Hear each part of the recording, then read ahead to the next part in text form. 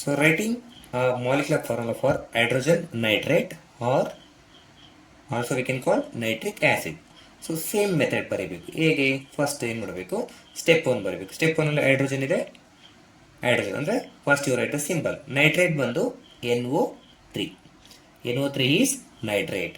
Step 2 ಏನು ಮಾಡಬೇಕು? Yes correct, valency ಬರಬೇಕು. ಹೈಡ್ರೋಜನ್ ವೇಲೆನ್ಸಿ ಎಷ್ಟಿರುತ್ತೆ? 1 ಇರುತ್ತೆ, ಅಂದರೆ 1 plus.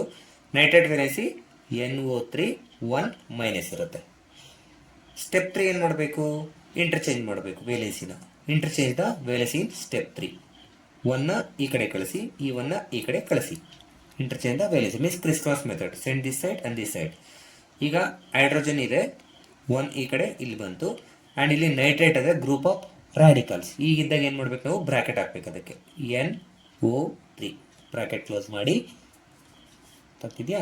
Then you interchange the valency. Send 1 this side. And step 4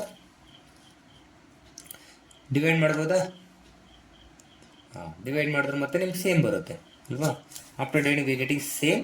then finally you can write HNO3 ಅಲ್ವಾ? So here step 4 HNO3. So 1 1 we can ignore the value. Then finally the hydrogen nitrate formula is HNO3.